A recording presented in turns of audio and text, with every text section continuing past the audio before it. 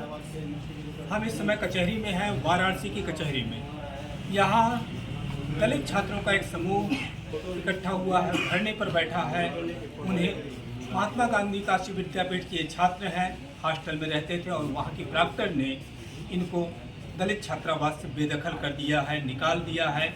और ये लोग बता रहे हैं कि तमाम गुंडों को बुला करके इन्हें गालियाँ दी गई हैं, इन्हें प्रताड़ित किया गया, उत्पीड़ित किया गया और वहाँ से भगा दिया गया। तो हमारे साथ यहीं के छात्र राजकुमार गौतम हैं। राजकुमार गौतम जी से जानना चाहिए क्या मामला है राजकुमार जी? देखिए सर, कल का मामला है जी। महात्मा गांधी काशी विद्यापीठ कैंपस में जी। समाज कल्याण द्वारा संचालित राजकीय अनुसूचित जाति छात्रावास बनाया गया है।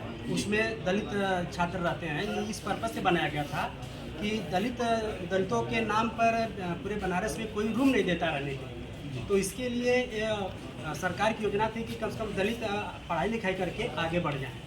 क्या आज भी मतलब दलित के नाम पर रूम नहीं मिल रहा है बनारस में? आज भी ये स्थिति है कि अगर आप बता देंगे कि हम दलित हैं और चमार बिरादरी के हैं तो लोग रूम रहेगा, तभी पैसा देने के बाद भी रूम नहीं रखेंगे। और अगर अनजाने में दे भी देते हैं, जैसे उनको पता चलता है कि दलित है, चमार बिरादरी की है, आप लाखों के बाहर। इसी के लिए ये बनारस है मोक्ष का द्वार, जहाँ आज भी, जिसे मोक्ष का द्वार मृतकों में कहा गया, यहाँ आज भी जातीयता अपने पूरे घृणित स्वरूप में कायम है।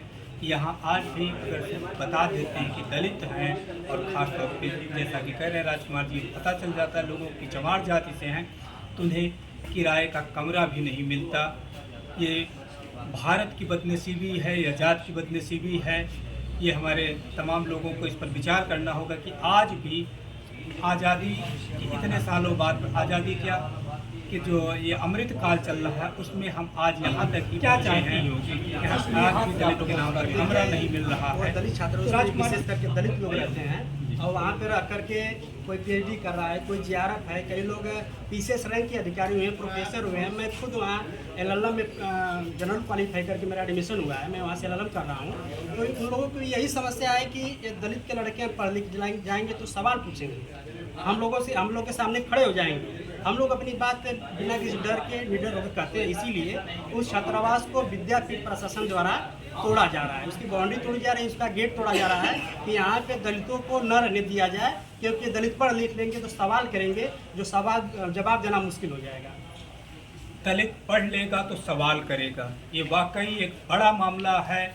एक पूरे समाज के सामने जो लोग दलितों को आज भी उनके उसी जीवन में रखना चाहते हैं जो मनवादी व्यवस्था में था, कि जिसमें दलित कमर में झाड़ू और हड़िया लेके चला करते थे, मटकी लेके चला करते थे। आज भी कुछ लोग दलितों को उसी जीवन में बनाए रखना चाहते हैं। वो नहीं चाहते कि दलित पढ़ें और सवाल करें। हमारे साथ तमाम छात्र हैं, यहाँ तकरीबन 20 से 30 छात्र दिख रहे हैं जो धरने पर बैठे हुए हैं। हम और भी लोगों से बात करेंगे। आपका शुभ नाम क्या है? जयनंद ज्योति भास्कर। जैसा कि भी राजकुमार जी ने कहा कि पढ़ लेंगे तो सवाल करेंगे। जी तो बिल्कुल। क्या ये स्थिति है कि सवाल से डरते हैं? बिल्कुल डरते हैं। अगर एजुकेट हो जाएंगे। कौन है जो डरता है आपके सवालों से? सवर्ण कास्ट डर रहा है, सवर्ण कास्ट। रह गई बात, यहाँ मान सम्मान की लड़ाई रह गई है। यहाँ पर रीजन है कि हम लोग पढ़ रहे हैं, 10 रुपया कम कमाएंगे, लेकिन मान सम्मान से हम लोग जीना चाहते हैं। वहाँ पर चिप प्राक्टर द्वारा 10-20 गुंडों को बुला के गाली दिलवा रही है, करेंगे चमन के हॉस्टल के बंद कर रहा है, जाति सूचक शब्द की बात कर रही हैं। तो हम अगर पीएचडी कर रहे हैं, एलएलएम कर रहे हैं, वो बीए कर रहे हैं, कोई एमए कर रहा है, तो मान सम्मान के लिए कर रहे हैं। दाल चावल रोटी तो सब खा रहे हैं, ऐसा कोई बात नहीं कि दाल चावल रोटी नहीं लोग खा रहे हैं। मान सम्मान की यहाँ लड़ाई है। ये लड़ाई अब सिर्फ कमरे की नहीं रह गई है, हॉस्टल की नहीं रह गई है, मान सम्मान की लड़ाई बन चुकी है। क्योंकि जैसा कि ये बता रहे हैं, प्राक्टर कह रहे हैं चमरन का हॉस्टल बंद हो चाहिए। क्या ऐसा कहा है? जी बिल्कुल। क्या कहती है? जाति सूचक शब्द का प्रयोग करते हैं और बाहरी बच्चों को बुलाकर हम लोग को धमकाती हैं, कहते हैं कि चमरों को मार के भगा दिया जाए, हॉस्टल तोड़ दिया जाए। आपका क्या नाम है? शशि। डॉक्टर अंबेडकर की फोटो आप लेकर के क्यों यहाँ खड़े हैं? सर, हम इन्हीं के अथवा बदौलत हम बनारस में रह रहे हैं, अम्बेडकर छात्रावास में जी। और ये अगर नहीं रहते तो हम यहाँ नहीं रह पाते। ये यहाँ नहीं रहते तो आप नहीं रह पाते? अगर ये संविधान नहीं बनाते जी तो हम लोग को जीने का अधिकार नहीं मिलता। अगर डॉक्टर भीमराव अंबेडकर का संविधान नहीं होता, डॉक्टर बाबा साहेब अंबेडकर का संविधान नहीं होता, तो शायद शिक्षा नहीं पा रहे होते जिसकी ये बात कर रहे हैं। हमारे साथ और जैसा छात्र कि हैं। आप और सर पूछ बता रहे दें हम थे, लोग जैसा कि आप पूछ रहे थे जी। कि बाबा साहब डॉक्टर अम्बेडकर की तस्वीर लेकर आप लोग क्यों आए हैं। जी। आप सभी लोगों को पता है कि बाबा साहब डॉक्टर अम्बेडकर की वजह से ही आज हम लोगों को पढ़ने लिखने का अवसर मिला है। बाबा साहब डॉक्टर अम्बेडकर ने अपने पूरे जीवन हम लोगों को शिक्षा से में लाने के लिए अपना पूरा जीवन त्याग दिया और भारतीय संविधान बनाया। आज़ादी उसी के माध्यम से मिली है। इसके बाद भी इतना अत्याचार, अन्याय, उपेक्षा, उत्पीड़न हो रहा है, तो अगर बाबा साहब डॉक्टर अम्बेडकर ना होते तो हम लोग की क्या स्थिति होती। तो कहीं भी हम लोगों को अगर कोई कष्ट होता है तो वो बाबा साहब डॉक्टर अम्बेडकर के जीवन संघर्ष से प्रेरणा लेकर के आगे अपने सम्मान की लड़ाई लड़ने का काम करती है। और डॉक्टर भीमराव अंबेडकर को दुनिया से गए हुए एक लंबा अरसा बीत गया है। उनका संविधान हमारे साथ है, आपके साथ है, लेकिन इसके बावजूद ऐसा क्यों नहीं लगता कि इसके बीच कोई और दलित नायक क्यों नहीं मिल पाया आप लोगों को? देखिए, अब दलित नायक मिलेगा कहाँ से जब दलितों को आगे बढ़ने का मौका ही नहीं दिया जाएगा। अभी मैं आपको बताया कि हम लोग उस हॉस्टल में रह करके, मैं खुद LLM का छात्र हूँ, जनरल में क्वालिफाई करके एडमिशन लिया था। अब देख लीजिए, हम लोगों को आज पढ़ाई लिखाई करना चाहिए, तो आज हम लोग सामान लेकर के रोड पे भटक रहे हैं। तो स्थिति ही नहीं आने देते मनु को मानने वाले लोग हैं। इसीलिए जो है बाबा साहब डॉक्टर अम्बेडकर का इतना सुंदर और इतना विशाल संविधान होने के बाद भी पूर्ण रूप से दलितों को आज तक कोई खास आज़ादी, खास कोई मान सम्मान आज तक मिल नहीं पाया है। इसका कारण ये है कि आज तक दलित समाज का कोई जो है प्रधानमंत्री या फिर देश को चलाने का मौका नहीं मिल पाया। इसकी वजह यही है। चूँकि आप LLM की पढ़ाई कर रहे हैं, तो दलितों को डॉक्टर अम्बेडकर के संविधान में क्या मूल हक मिले हुए हैं? देखिए, फंडामेंटल राइट्स में जो है दलितों को अनुच्छेद 19 से अनुच्छेद 35 तक फंडामेंटल राइट्स है। उसमें बहुत सारे अधिकार है कि हम कहीं भी जा सकते हैं, अपनी बातों को बिना किसी डर के रह सकते हैं, पढ़ाई लिखाई में हमारा अधिकार होगा। इसी सब से ये जो है घबरा करके इस तरह का षड्यंत्र रचा जा रहा है। संविधान की अगर संविधान नहीं रहता तो आज हम अपनी बात नहीं रख पाते। उसी तो संविधान से तो हम अपनी बात रख पा रहे हैं। समानता को लेकर के, जाति समानता को लेकर संविधान क्या कहता है? जाति समानता को लेकर संविधान कहता है कि चाहे किसी भी जाति का हो, हर जगह सबको समान अवसर मिलना चाहिए। चाहे एजुकेशन का क्षेत्र हो, सर्विस का क्षेत्र हो, धार्मिक क्षेत्र हो, लेकिन भारतीय संविधान की यहाँ पर जो मंशा है, उसके मंशा के अनुरूप कोई व्यवस्था यहाँ पे नहीं मिल पा रही है। अगर आप देख सकते हैं कहीं न्यूज़ आती है कि दलित छात्र अगर मटका छू लेता है तो उसकी जो है हत्या कर दी जाती है, दलित मूछ रख लेता है उसकी मूछ। क्या भारतीय संविधान पूर्ण रूप से लागू है? ये जैसा कि राजकुमार जी बता रहे हैं कि दलित मूछ रख लेता है तो उसकी हत्या कर दी जाती है, मटका छू लेता है तो हत्या की जाती है। संवैधानिक तौर पर बराबरी के सारे हक दलित समाज को भी मिले हुए हैं, लेकिन आज आज़ादी के 75 सालों के बाद भी ये हक इन्हें बराबरी में मिल नहीं पाए हैं, केवल किताब में हैं, जिसके लिए लड़ रहे हैं। जब पढ़ लेंगे तो लड़ेंगे, अपने लिए आवाज़ उठाएंगे। और उनकी ये पढ़ाई चुभ रही है। किनको चुभ रही है राजकुमार जी? जो सवर्ण मानसिकता के लोग हैं, जो नहीं चाहते हैं कि दलित पढ़े लिखे आगे बढ़े, सवाल करें, वही तो लोग हैं जो समाज के 3% लोग हैं, पूरे 100% जो है जगह पे अपना कब्जा जमाए बैठे हुए हैं। उन्हीं लोगों को तो समस्या हो रही है हम लोगों से। मैं आज पढ़ा लिखा हूँ तब अपनी बात रख पा रहा हूँ। अगर नहीं पढ़ पाता, नहीं पढ़ा होता, नहीं हमें कानून का ज्ञान होता, तो जाहिर सी बात है कि मैं अपनी बात नहीं रख पाता आपके सामने। पढ़ा लिखा हूँ तभी तो बात रख पाता। यही बात उन लोगों को चुभती है। इसीलिए वो जो है बराबर साजिश करते हैं, षड्यंत्र रचते हैं कि दलित जो है ये पढ़ लिख ना पाए। पढ़े लिखेंगे तो सवाल करेंगे, सवाल देना मुश्किल हो जाएगा। चलिए, आप भी दलित समाज से ही हैं। ये क्या नाम है आपका? इंद्रजीत। इंद्रजीत, दलित होने का भेदभाव या जीवन में कौन सी त्रासदी आपको, कौन सा अपमान झेलना पड़ा कभी? ऐसे पहली बार है या ऐसा बार बार? नहीं, ऐसा बार बार अगले साल भी हुआ था कि यहाँ पे हाईकल खाली कराया जाए, किसी तरह से लड़ झगड़ का हम लोग जिला सी पत्र देकर किसी तरह से बचाया गया। तो ये आपकी एजुकेशन में दिक्कत है, मतलब इस तरह का भी भेद किया जा रहा है? भेद किया जाता है सर। वहाँ पर नंबर भी दलित और SC छात्रों को कम दिया जाता है, फेल कर दिया जाता है, बैक लगा दिया जाता है, बहुत सारी समस्याएँ होती हैं। और इंद्रजीत कह रहे हैं कि नंबर भी कम दिया जाता है, भेदभाव नंबर में भी किया जाता है दलित OBC समाज के साथ। इतनी ज़्यादा सवर्ण मानसिकता। वो लोग परीक्षा के समय सर अपनी कापी फाड़ देंगे तब वो पास हो जाते हैं, उनका रिजल्ट आ जाता है। हम लोग अपनी कापी फाड़ देंगे तो फेल हो जाएंगे। नहीं, हम तो ये नहीं कहेंगे कि आप अपनी कापी फाड़ करके नहीं, पास हुई, ऐसे कापी हुआ लिख है। करके पास हुई है तो ज़्यादा अच्छा है।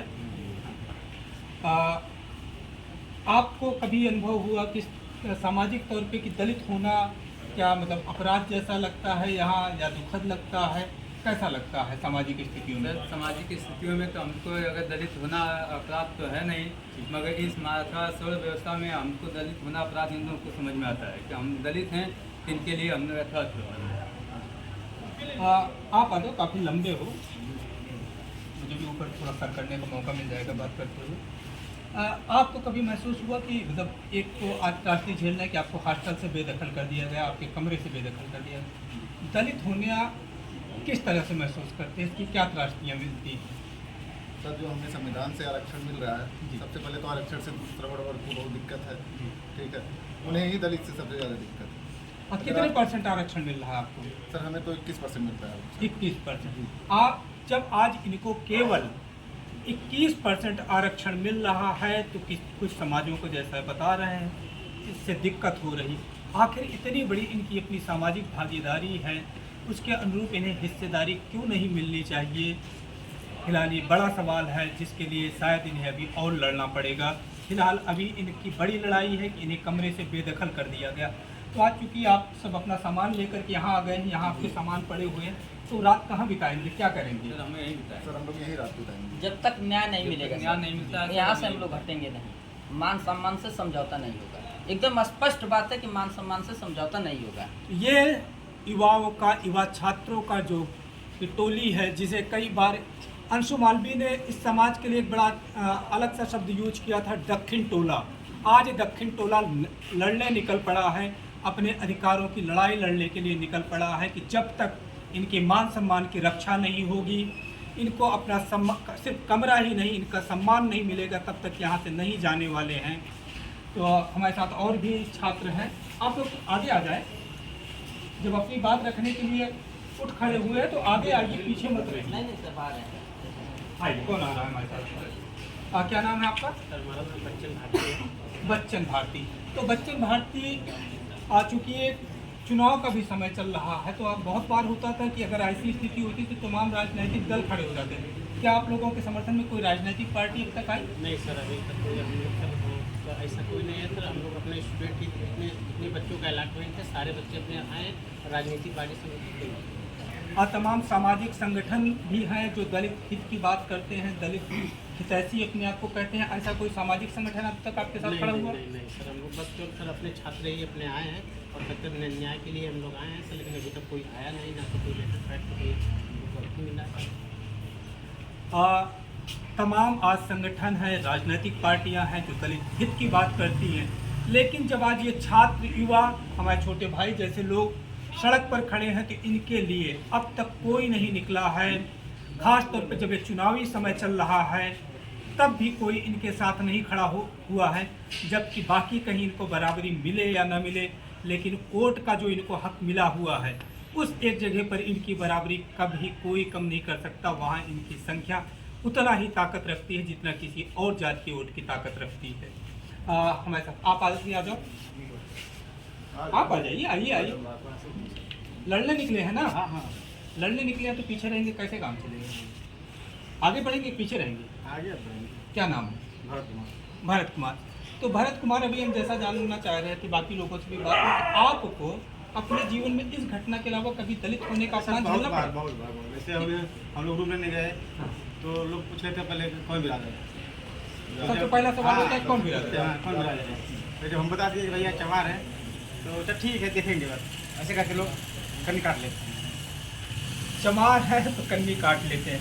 और कौन, किन लोगों को इस बात की अनुभूति हुई है? हम गए थे एक बार रूम लेकर। ये कहाँ की बात है? ये चित्तूपुर की है। चित्तौड़गढ़, वाराणसी में। हाँ, बोले कि किस कास्ट के हो, बोले कि दलित समाज के हैं, और सीधे बोले कि तो यहाँ हमारे क्या कमरा नहीं है आपके लिए। आप में से और किसी कोई अनुभव हुआ है कि कमरा लेने गए हो? और पीछे के लोग आइए, आप आगे आ जाइए। क्या अनुभव हुआ है, किस तरह का अनुभव हुआ? क्या नाम है आपका? ज्ञानेंद्र गौतम। तो क्या आप भी कभी कमरा लेने गए हो, कमरा नहीं मिला? हाँ, ऐसा हुआ। कैसा 3-4 बार। अच्छा, ये कमरे के अलावा और कहाँ इस तरह की जाति घृणा आपके प्रति बढ़ती गई है? हर जगह, हर प्लेटफॉर्म। हर प्लेटफॉर्म पे आज भी जाति घृणा वैसे ही बढ़ती जा रही है। क्या कहते हैं लोग? लोगों की जो सोच है ना, वो बहुत ही डाउनफॉल है। वो ऊपर उठने के लिए ऐसा लगता है कई वर्षों लगेंगे। उनको तो ऐसा लगता है कि इतने ऊपर उठे हुए हैं कि आपको साथ न आने दें। नहीं, ये आप उनका ये- डर है, ये उनका डर है, ये चाहते कि हैं उसको कि- बनाए रखना चाहते हैं, उसको मिटाना नहीं हाँ, चाहते। तो मिटाना इसीलिए तो तो हम आपको लोग यहाँ है। पे खड़े हैं, इसीलिए हम लोग यहाँ पे खड़े हैं, ताकि जो यहाँ पे हो रहा है वहाँ पे हम लोगों का जो हॉस्टल है वैसे ही व्यवहार हम लोगों के साथ किया जा रहा है और उसी के लिए हम लोग यहाँ पे खड़े हैं। काशी विद्यापीठ में पढ़ते हुए जो आपका आज का छात्र समाज है, जो अन्य जातियों का है, क्या वो भी इस तरह की गैर बराबरी की बर्ताव करता है? उसमें 2 लेवल क्यों मिलते हैं, ऐसा है कुछ लोग जो फ्रेंडशिप में है वो क्या करते हैं, अपना फ्रेंडशिप मेंटेन के लिए वो थोड़ा बात करते हैं, लेकिन उनका मानसिकता एक्चुअली में वही है। और सिर्फ बात करते हैं या साथ में खाना बनाना हाँ, ये सब हो जाता है? बस रहता है, वो प्रैक्टिकली ऐसा होता है, कभी कभी देखने को मिलता है, लेकिन सोच वही रहती है। सोच वही रहती है दोस्त होने के बाद भी। हाँ, जब दोस्ती करने के बाद भी बहुत कुछ नहीं बदलता है, ये तो दोस्त कैसे माने जा सकते हैं? खैर ये बड़ा सवाल है कि दोस्त कह रहे हैं और बराबरी का भी दर्जा नहीं दे रहे हैं। और आप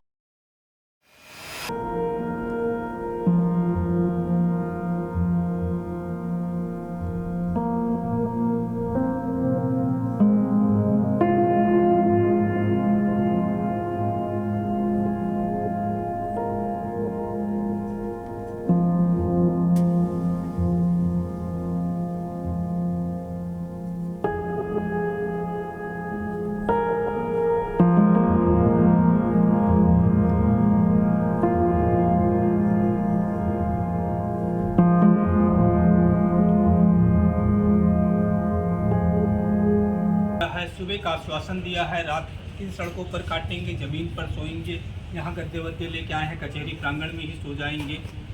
तो अभी रात तो इनके लिए एक कठिन रात होने वाली है। जो कुछ होगा सुबह क्या कुछ होगा ये अभी तक पता नहीं है। हमारे साथ अभी आप एक अम्बेडकर का चित्र बनाए हुए थे, दिखा रहे थे। देखिए बड़े अच्छे चित्रकार हैं, आप आगे लेकर के आइए। इधर आ जाइए। ये इनका रेखांकन है, इस पर फोकस करिएगा। बड़े अच्छे चित्रकार हैं, इनकी बारीकियां, इनके रेखांकन, इनकी पेंसिल का ये वर्क बहुत खूबसूरत है। बावजूद इतनी रचनात्मकता के बाद आज ये सड़क पर खदेड़ दिए गए हैं, जिसमें इनकी उस ट्रैक्टर का भी हाथ ये लोग बता रहे हैं। क्या बता रहे थे, कौन सी ट्रैक्टर? अमिता सिंह। ये महात्मा गांधी काशी विद्यापीठ की प्रॉक्टर हैं, जो ये लोग बता रहे हैं कि गुंडे लेकर के गई और इन लोगों को बाहर करा दिया, जाति सूचक शब्दों से अपमानित किया। तो ऐसे कलाकार और यहाँ कुछ लोग अभी रिसर्च करने वाले हैं, जो आने वाले समय में डॉक्टर की उपाधि से पाएंगे। और कुछ लोग कौन है जो रिसर्च कर रहे हैं यहाँ पर अभी? आप क्या नाम है आपका? ये प्रेमचंद निगम है। प्रेमचंद जी, आप किस विषय में रिसर्च कर रहे हैं, क्या सब्जेक्ट? अर्थशास्त्र। क्या है टॉपिक आपका? जी एक बार फिर बताइए। ऋणग्रस्तता उन्मूलन में क्षेत्रीय ऋणग्रस्तता उन्मूलन में क्षेत्रीय बैंकों की भूमिका, बहुत सुंदर सब्जेक्ट पर ये रिसर्च कर रहे हैं। अगर इनका शोध कार्य कंप्लीट होकर के आया तो शायद समाज की बहुत काम भी आने वाला है। तो ये बड़े योग्य छात्र होंगे जो इकोनॉमी पर इतना काम करने जा रहे हैं। तो आज इस समय अभी एक तो हम थोड़ी सी आपसे राजनीतिक बात भी कर लेते हैं, चूँकि आप इकोनॉमी पर काम कर रहे हैं। इस समय भारत की जीडीपी की स्थिति क्या है, क्या लग रहा है? मीडिया तो ऐसा दिखा रहा है कि जैसे हम विश्व गुरु बनने के एकदम बॉर्डर पर खड़े हैं, लेकिन वास्तविक धरातल में ऐसा कुछ नहीं। तो गुरु तो ज्ञान से होता रहा, धन से तो कभी गुरु बना नहीं। फिर विश्व गुरु और धन का क्या रिश्ता है? जैसे दिखाने का दिखा रहा है मीडिया ना। कि धन से गुरु बन जाएंगे? हाँ। मतलब अगर किसी के पास बहुत धन हो तो शिक्षक हो सकता है कि अगर पढ़ा लिखा ना हो? नहीं, ऐसा कुछ नहीं, लेकिन दिखाने के लिए दिखा रहा है मीडिया कि हम हमारी जीडीपी इतना अच्छा बढ़ रही है, इतना सब चीज़ हो रहा है, हम लोग बस। आपको क्या लगता है बतौर इकोनॉमिस्ट? वास्तविक धरातल पर ऐसा कुछ नहीं है। अगर गांव में जाके आज भी देखेंगे तो जो इन्होंने जितनी सुविधाएं दी हैं उसका जिसको लाभ मिलना चाहिए, जैसे एक गरीब को क्या है, उसको भोजन कपड़ा मकान चाहिए, वो चीज़ उसको उपलब्ध नहीं हो पा रही है। सरकार अगर पैसा दे भी रही है तो बीच में वो बंदरबाट कर ले रहे सब लोग। और ये सवाल मैंने आपसे इसीलिए किया, मेरा राजनीतिक प्रश्न पे जाने का कोई मन नहीं था। एक्चुअली जो इस तरह के सवाल आपके मन में आ रहे हैं यही सत्ता को चुभते हैं, क्योंकि आप ठीक उन चश्मों से देख रहे हैं जो सामाजिक और नीचे के हालात पर दिख रहे हैं। आप मीडिया की आंखों से नहीं देख रहे हैं, जबकि आपको पता है कि मीडिया किस तरह से सत्ता की चाटुकारिता करने में लगा हुआ है। और आप सत्ता के खिलाफ सवाल उठाएंगे तो सत्ता को चुभेंगे ही। शायद उनका ये चुभना ही सत्ता के लोगों को या कुछ सामाजिक लोगों को मंजूर नहीं है। राजकुमार गौतम जी, आप लोगों एक लिए थे अभी जो ज्ञापन देना है जिलाधिकारी को, वो ज्ञापन कहाँ पर है? राजकुमार गौतम जी जिलाधिकारी का इंतजार कर रहे हैं अपने साथी छात्रों के साथ, तो क्या है ज्ञापन के माध्यम से आप क्या बात रखना चाहते हैं? देखिए, पहली बात तो है कि हम लोग 12 बजे से यहाँ पर आकर बैठे हैं। जी। अभी तक कोई जिम्मेदार अधिकारी अभी तक हम लोगों को यहाँ पे मिलने के लिए नहीं आया। जी। इससे आप सोच सकते हैं कि क्या मानसिकता होगी लोगों की। जी। हम लोग डीएम कार्यालय के बिल्कुल डीएम पोटको में बैठे हुए हैं। सूचना तो मिल गई होगी सबको, लेकिन उनको लग रहा है कि ये दलित छात्र हैं, बैठेंगे और चले जाएंगे। तो कम से कम आकर के जो जिम्मेदार लोग हैं उनकी हम लोग को बात तो सुनना चाहिए। हम लोग अपना एक ज्ञापन तैयार किए हैं कि डीएम साहब आ जाएँ तो उनसे मिल करके अपनी बात को रखें और उसको दें, लेकिन अभी तक कोई आया ही नहीं, बात करने के लिए कोई तैयार नहीं। तो स्थिति है कि ये सब दोपहर से बैठे हैं इस गर्मी के समय में, और अब तक किसी प्रशासनिक अधिकारी ने इनका कोई पुरसा हाल नहीं लिया। इनके विश्वविद्यालय से कि काशी विद्यापीठ से भी कोई नहीं आया। कोई नहीं। क्या वहाँ भी सूचना किसी लेवल पर दी है आप लोग? वहाँ सूचना सबके पास है, सबको सूचना है, सबको पता है कि इनके हालात क्या हैं, पर इनके हालात पर संवेदनशीलता जताने वाला, दिखाने वाला फिलहाल ना अब तक प्रशासन आया है, ना काशी विद्यापीठ का कोई अमली जामा आया है। ये आज रात यहीं गुजारेंगे। देखते हैं इनका आंदोलन आगे कहाँ बढ़ता है, कहाँ पहुँचता है। फिलहाल तो ये दलित हैं और उत्पीड़ित हैं, अभी इनका दर्द यही है। क्यों राजकुमार जी जी बिल्कुल। जब हम लोगों का यही हम लोग ठान के आए हैं कि जब तक हम लोगों की बात मानी नहीं जाती है तब तक हम लोग इनके बैठे रहेंगे, और अगर बात नहीं मानी गई तो आने वाले समय में आंदोलन के लिए हम लोग बात करेंगे। क्योंकि ये वही समय है जब कहीं दलित के मुंह पर पेशाब कर दी जाती है, तो कहीं एक बच्चा राजस्थान का, आपने सुना होगा, मेघवाल का पूरा नाम मेघनाथ मेघवाल शायद नाम था उस बच्चे का, किसी पंडित जी की मटकी छू दिया था, उसको पीट के मार डाला गया था। और इस तरह के तमाम केसेज हैं कि दलित समाज का कोई युवा मूछ रख लेता है तो भी पीटा जाता है, और अगर अपनी बारात घोड़े पर लेकर के जाए तो भी तमाम लोगों के स्वाभिमान पर पता नहीं घोड़े की टाप जमीन पर पड़ती है कि उनके सीने पर पड़ने लगती है पता नहीं, लेकिन उसे पीटा जाता है। इस तरह की तमाम घटनाएं हैं। कभी मैला पिला दिया जाता है तो कभी कुछ किया जाता है, पता नहीं है समाज कब बदलेगा, कब इन्हें बराबरी का हक मिलेगा। फिलहाल इनका संघर्ष विजित हो, हमारी शुभकामनाएं राजकुमार जी और आप सारे लोग। Thank you.